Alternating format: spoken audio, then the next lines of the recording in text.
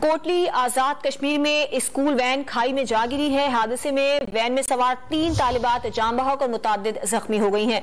इस पर बात करेंगे डॉन न्यूज के नुमाइंदे नासिर रफीक से। नासिर, यह हादसा कैसे पेश आया है और जख्मियों की हालत कैसी है?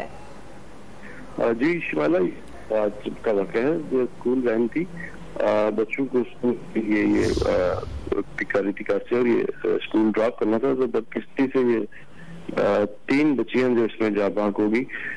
2 इसमें सकी बहनें थी जो ये बच्चियां 3 जाँ बहक हुई हैं। और ये वैन रुकी है जब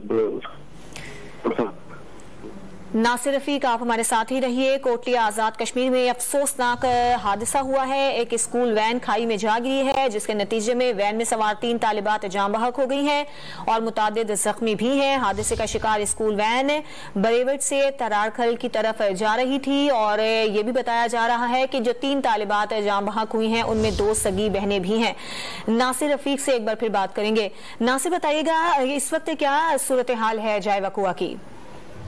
जी बिल्कुल, जो तरारखल जो हॉस्पिटल था वहाँ पर इनको जख्मी की शिफ्ट किया है। बच्चियों को कुछ जख्मी थी, तादाद तो पता नहीं चल सकी कितनी बच्चियां जख्मी हैं, लेकिन जो जख्मी थी उनको हॉस्पिटल में जो मुकामी लोग थे उन्होंने रेस्क्यू करके उनको हॉस्पिटल में पहुंचाया है।